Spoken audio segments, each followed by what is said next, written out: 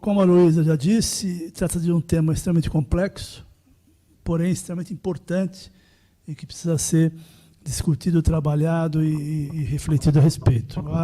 Conversando agora há pouco com o Bernardo Api, que há diferentes autores com diferentes visões, todos eles com muitos argumentos, pessoas que trabalham profundamente esse tema e que têm visões diversas sobre esse tema. Não é um tema que você consegue organizar em uma ou duas visões, né? É um tema muito diversificado. E além da questão que também foi dita aqui pela Heloísa, da questão da descentralização das funções e obrigações e a concentração de recursos, né, que é uma característica do nosso sistema, permanece ainda essa injustiça das diferenças regionais, das desigualdades, ou seja, o Pacto Federativo não tem conseguido enfrentar o maior dilema, um dos maiores dilemas, que é justamente a melhoria da relação entre as diferentes cidades, estados e regiões do Brasil, que são extremamente desiguais. Então, é um tema extremamente importante e candente. A orientação que eu recebi da Fundação é que nós vamos ter um primeiro momento.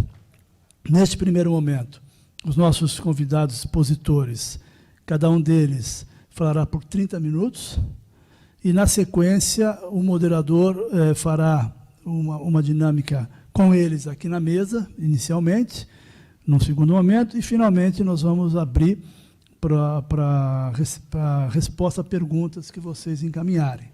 Então, eu acredito que vai ser algo muito produtivo e, sem mais delongas, e aproveitar o tempo, eu passo a palavra ao nosso primeiro expositor, que já foi aqui apresentado sumariamente, digamos assim, devido ao seu extenso currículo, o Eduardo Janete, por favor.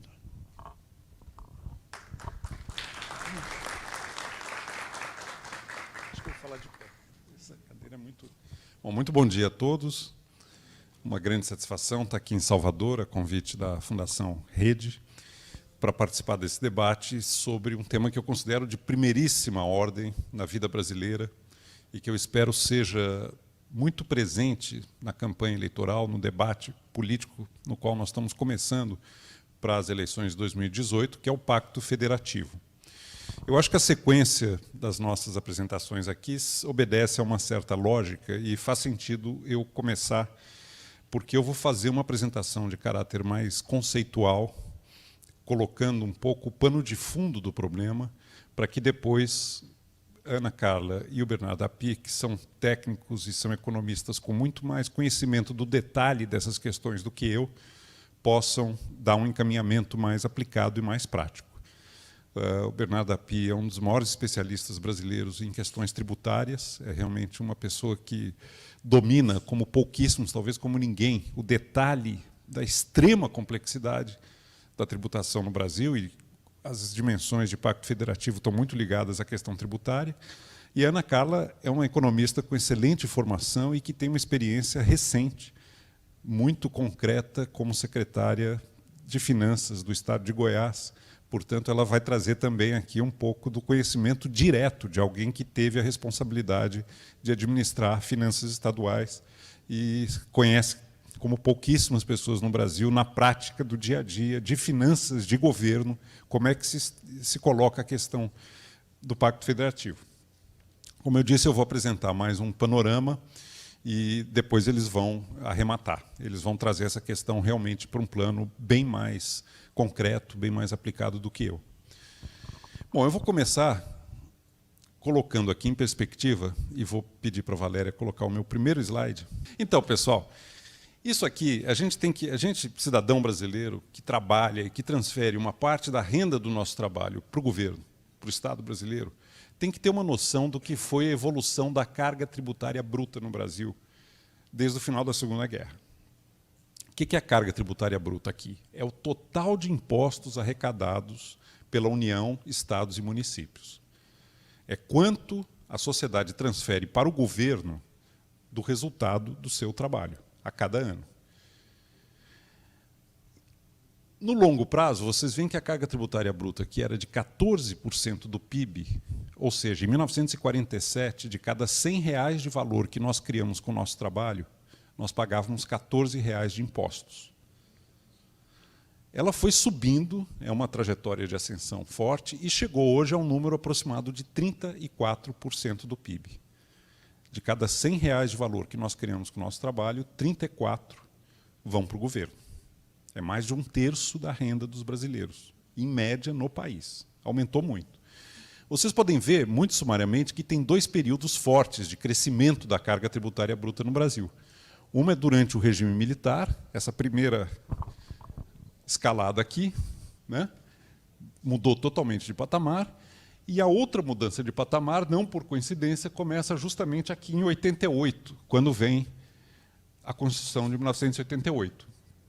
Durante um período ficou muito volátil, até por causa da inflação, mas depois da estabilização, por volta daqui, vocês veem que ela cresceu bastante. Então, esse é um primeiro dado. Nós temos um Estado que arrecada 34% do resultado do trabalho da sociedade. É mais do que isso na prática, porque o Estado brasileiro hoje ele gasta mais do que ele arrecada. Além de arrecadar 34% da renda, ele gasta hoje, o déficit nominal, 9% do PIB a mais do que ele arrecada.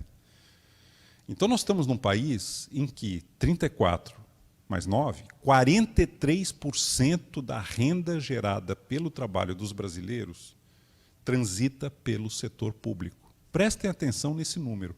43% de tudo que nós produzimos é intermediado, passa pelo setor público brasileiro. Isso é bom ou é ruim? Não dá para responder a priori. Depende do que é feito disso.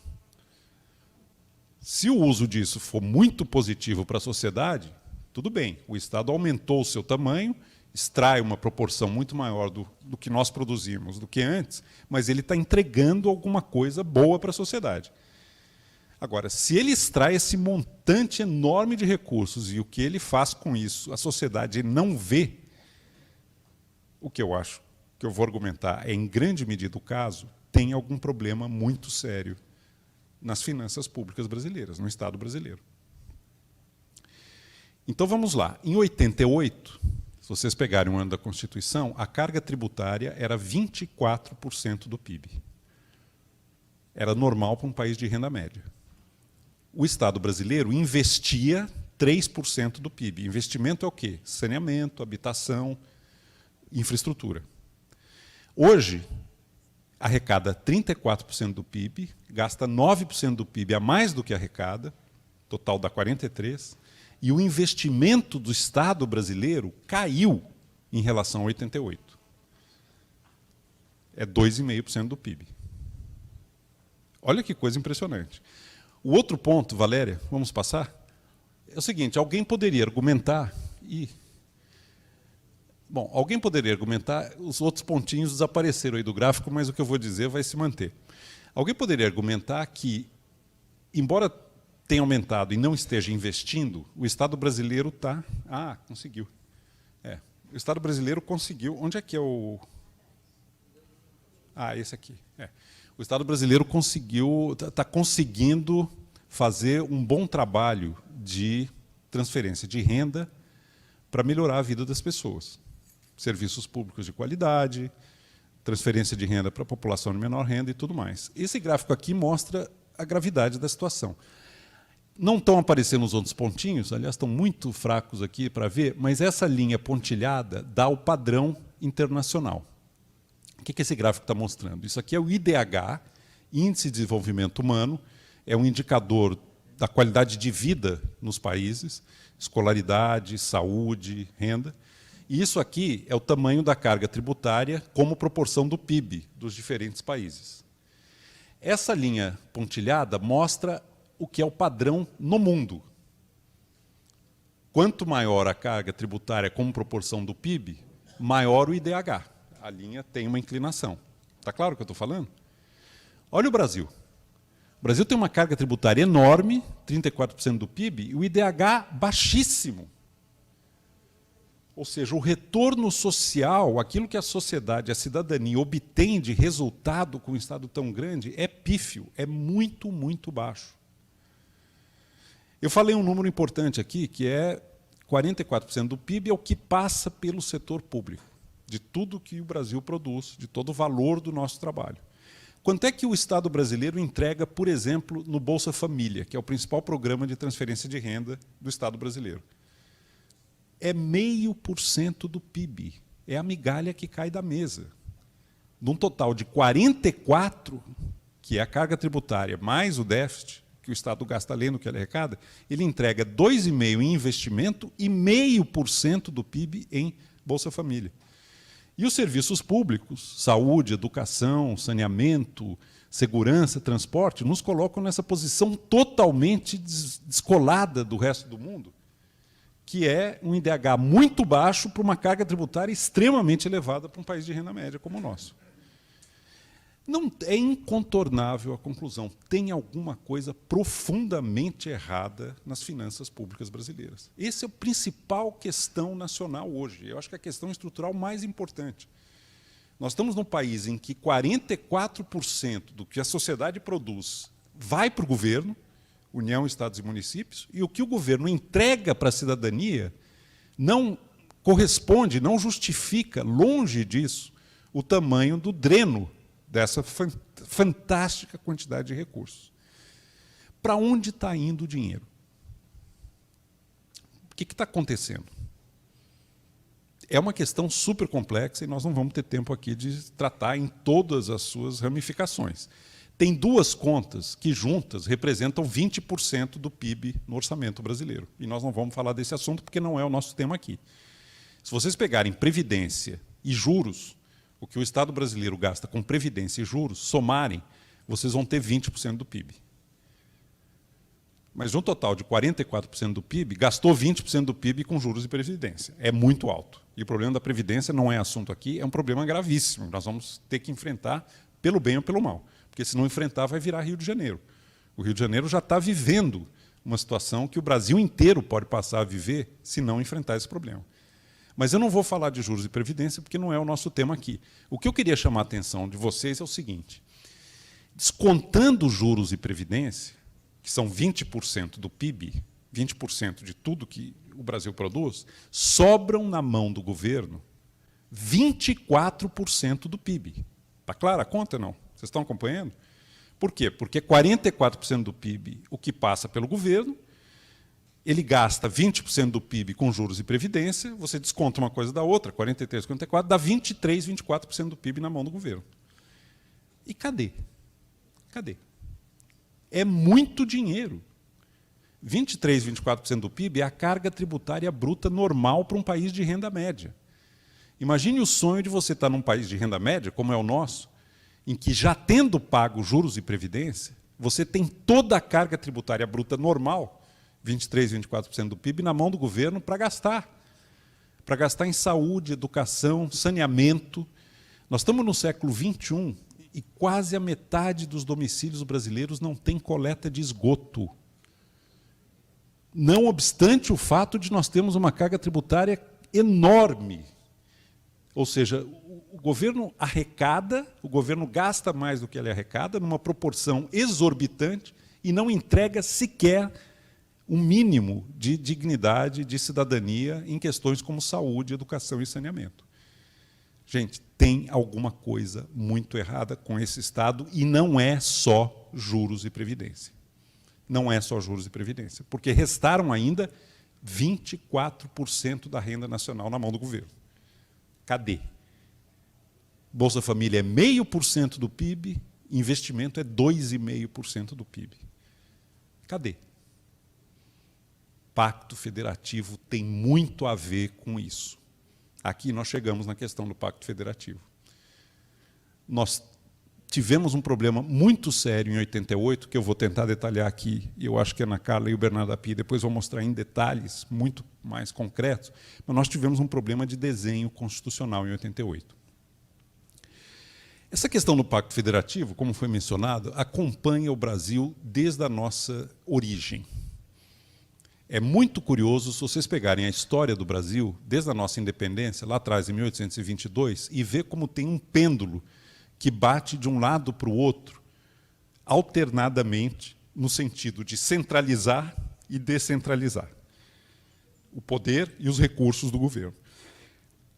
Foi feita a independência contra as cortes de Portugal, que queriam chamar Dom Pedro de volta. O Brasil ficou independente, primeiro reinado altamente centralizado.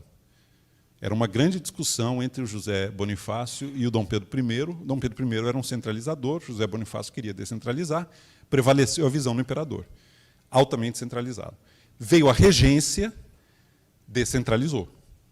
Foi um período, inclusive, que o Brasil correu sério risco de perder a sua unidade, porque houve muitos movimentos separatistas, inclusive um aqui na Bahia, chamado Sabinada. Durante a regência, houve um movimento separatista aqui, a Sabinada, que tem uma curiosidade histórica muito peculiar. Era um movimento separatista que propunha fazer da Bahia uma república independente do governo central, mas tinha prazo de validade. A hora que o imperador menor de idade se tornasse maior e terminasse a regência, terminava a república independente da Bahia e voltava para o império. Eu acho que nunca na história da humanidade teve um movimento separatista com prazo de validade esperando a maioridade do imperador. Bom, não vingou a Sabinada, houve vários outros movimentos separatistas, mas foi um momento de descentralização. Veio o segundo reinado, concentra violentamente. O Império, o segundo reinado no Brasil, é altamente concentrador no governo central. O Rio de Janeiro mandava, era a capital da época, mandava, fazia e desfazia tudo. A República no Brasil foi decretada em nome do federalismo. Por isso, nosso país passou a se chamar República Federativa do Brasil. A ideia primordial da República era descentralizar, dar poder aos estados. E é outra peculiaridade brasileira que nós somos a única república federativa que nasceu de um decreto do governo central. Não foram estados federados que fizeram uma federação. Foi o governo central que decretou de cima para baixo uma federação que passou a se chamar República Federativa do Brasil. Descentralizou. Pois bem, o tempo vai andando, Revolução de 30, Estado Novo, adivinha o que acontece? Violenta centralização. O Estado Novo varguista é um momento de absoluta concentração de poder no governo central. O Getúlio Vargas nomeava até um carteiro em Manaus. Tal era o grau de concentração do ditador. Termina o Estado Novo, em 45, o que acontece no Brasil? Adivinhem? Volta o pêndulo para o federalismo. Vamos descentralizar. Entra em crise, inflação, problema fiscal, golpe militar de 64, o regime militar centraliza violentamente o Estado. Um Estado unitário muito forte. Os que têm mais idade aqui vão lembrar, como o senhor que foi prefeito, vão lembrar que até os secretários da Fazenda dos estados no regime militar eram nomeados em Brasília. Os estados não tinham sequer autonomia financeira para decretar de finanças na gestão para ter um secretário da Fazenda que não fosse indicado por Brasília. Brasília concentrou tudo no governo central. Vem 88, o pêndulo continua batendo. O que acontece em 88? Resolveram adotar no Brasil o Estado federativo. Terminar com o modelo unitário do governo militar e transitar para um Estado federativo. Num pêndulo que, como eu estou mostrando, bate no Brasil de um lado para o outro, desde que o Brasil é Brasil.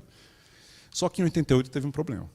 Todos tiveram problemas, mas em 88 tem um problema sério. Por quê? Porque, em vez de você transitar de um Estado unitário, que era do regime militar, para um genuíno Estado federativo, o que se fez foi um federalismo truncado. Em vez de desmontar a máquina gigantesca do governo central, porque quando você transfere as atribuições para os entes federativos, você precisa menos governo central, o que fizeram foi juntar um ao outro. Acoplaram ao modelo de Estado muito concentrado na União, mais uma camada de Estado nos entes federativos, estados e municípios, que passaram a receber as atribuições típicas do setor público. Então, transferiram para os estados e municípios as funções de educação, de saúde, de saneamento, de segurança, etc. Se tudo tivesse corrido direito em 88, o que nós deveríamos ter assistido no Brasil? Ao aumento do tamanho dos estados e municípios, teria que ter correspondido à diminuição do tamanho do governo central. Você teria trocado um pelo outro. Só que, em vez disso acontecer, o que aconteceu foi que se adicionou um ao outro. Os 3 níveis de governo no Brasil começaram a crescer simultaneamente a partir de 88. Daí aquele crescimento que a gente viu da carga tributária, que a sociedade não vê a contrapartida. Como é que se deu esse movimento? A Constituição de 88 deixou uma brechinha que virou um rombo enorme. O que a Constituição de 88 propôs? Tem uma modalidade de impostos, aqui deram o nome de contribuições, que, diferentemente dos impostos tradicionais que são arrecadados pela União, as contribuições, quando são arrecadadas, ficam inteirinhas na mão do governo central. É uma diferença de poder. Adivinham por onde cresceu a carga tributária no Brasil de 88 para cá? Nós vamos mostrar o próximo gráfico. Valéria, por favor. Que a participação do imposto de renda e do IPI, que é o Imposto sobre Produtos Industrializados, são os impostos tradicionais, a participação desses 2 impostos, que, pela nova Constituição, o governo central obrigatoriamente partilha com os estados e municípios, na arrecadação total do governo central. Está claro o que eu estou falando ou não? A participação dos impostos tradicionais na arrecadação total do governo central. Vejam como ela foi caindo, de 88, principalmente, para cá.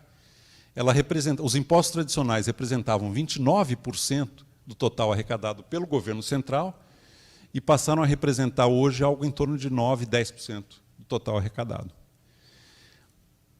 Por que caiu tanto a participação desses 2 impostos na arrecadação total do governo federal? Por causa das contribuições.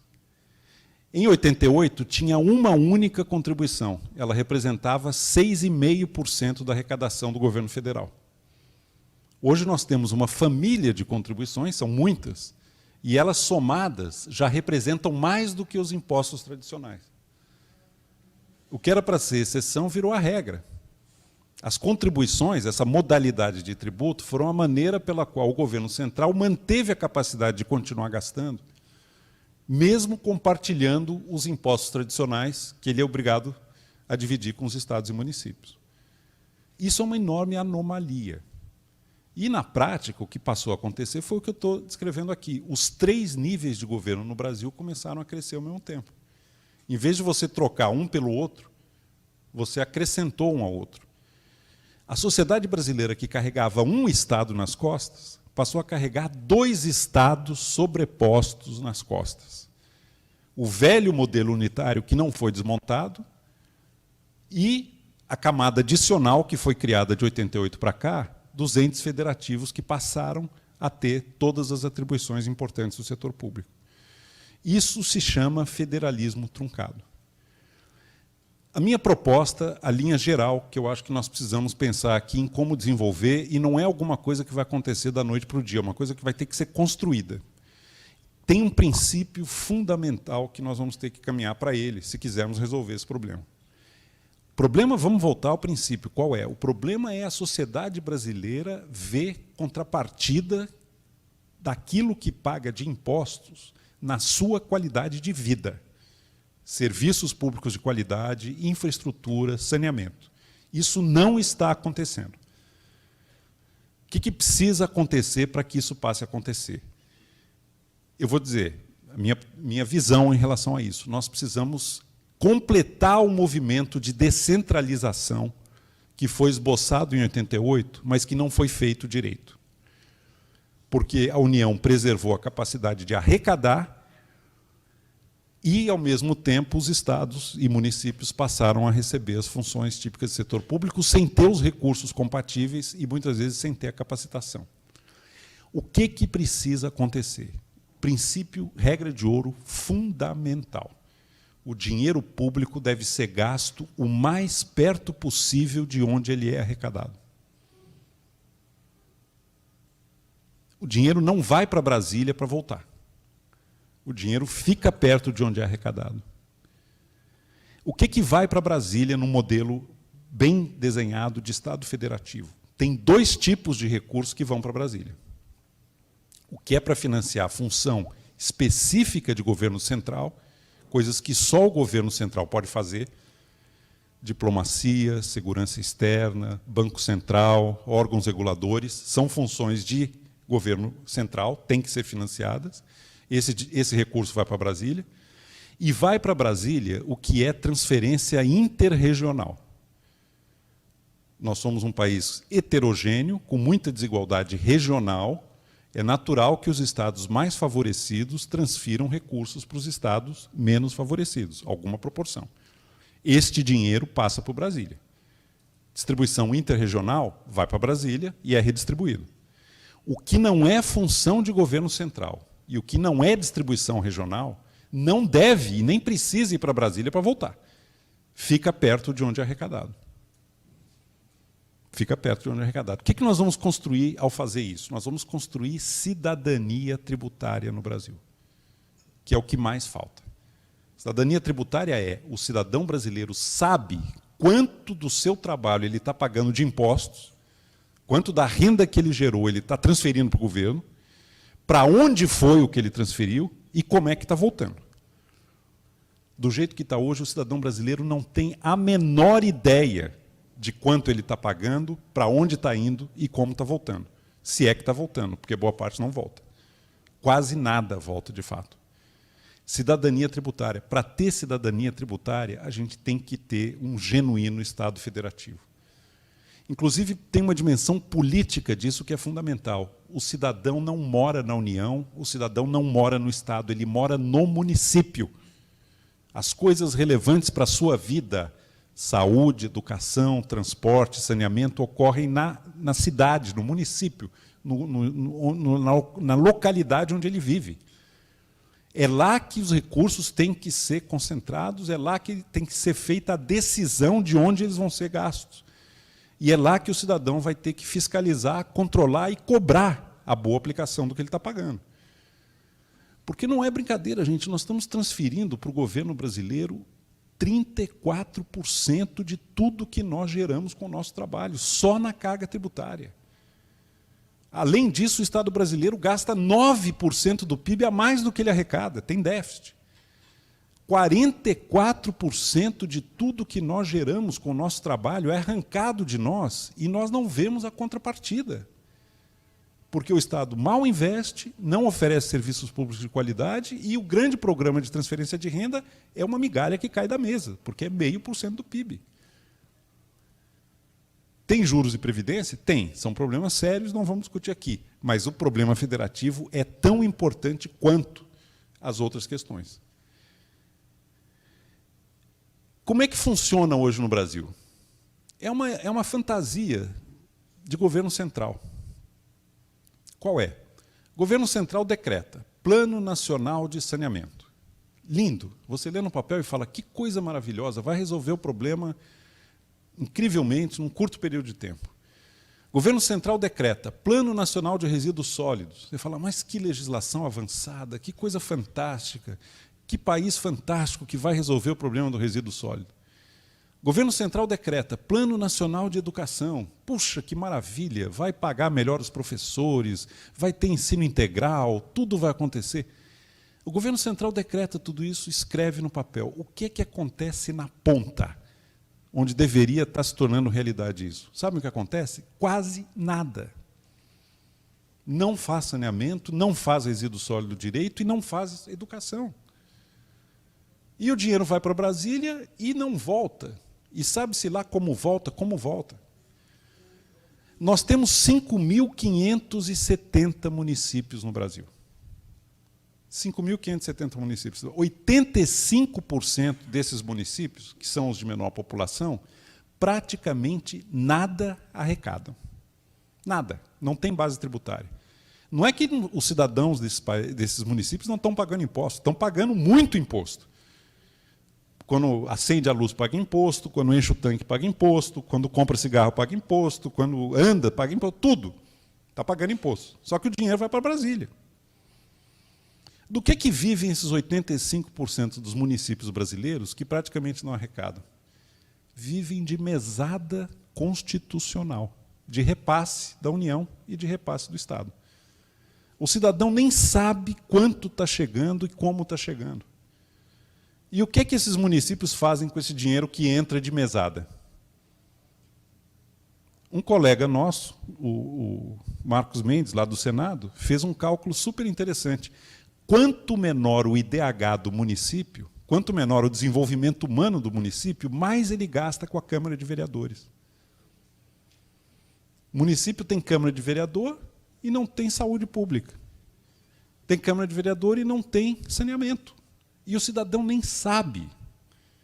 E o pior é que esses vereadores custam mais pelo que eles fazem do que pelo que eles recebem.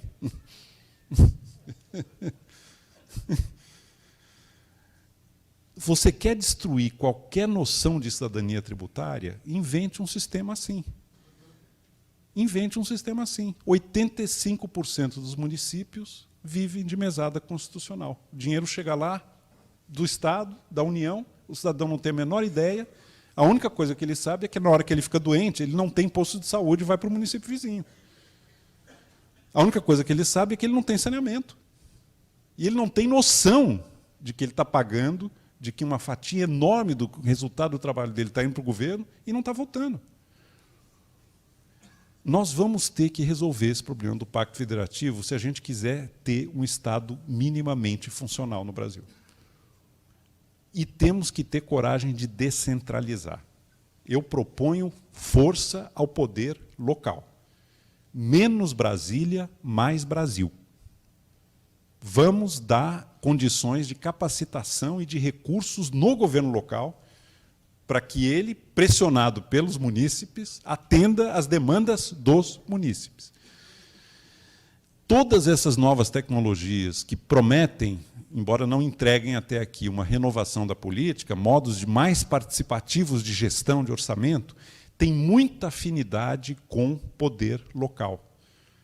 As pessoas têm muito mais interesse em participar de decisões que afetam diretamente a sua vida, que se dão no governo local, e podem usar essas tecnologias para aumentar a sua participação, do que num modelo altamente concentrado, como nós temos hoje no Brasil, em que todo ano tem romaria de prefeito e romaria de governador indo a Brasília de pires na mão para pedir um trocado. Porque o poder está altamente centralizado no governo central. Algo muito equivocado de desenho foi feito na Constituição de 88. Gerou um modelo híbrido que não é nem um Estado unitário centralizado, nem um genuíno Estado federativo. É alguma coisa que ficou embaçada, ficou no meio do caminho e gerou o federalismo truncado. O princípio básico, vou repetir, com isso eu vou concluir, porque eu já levei um pito aqui do Capô, nosso coordenador, o princípio básico que nós temos que trabalhar é o seguinte: o dinheiro público deve ser gasto o mais perto possível de onde ele é arrecadado. O cidadão brasileiro tem o direito de cobrar, por tudo que ele está pagando de impostos, um mínimo de decência e de bom senso na sua aplicação. Nós não vemos isso acontecer hoje no Brasil. O Estado brasileiro, como eu mostrei, é uma coisa gigantesca, totalmente fora de proporção para um país do nosso nível de renda, e ele não entrega sequer o mínimo que o cidadão tem direito a receber no mundo no século XXI. Saúde pública de qualidade, ensino fundamental, saneamento, segurança, transporte digno. Nós temos um seríssimo problema e o Pacto Federativo é peça primordial para entender a situação em que estamos. Obrigado pela atenção.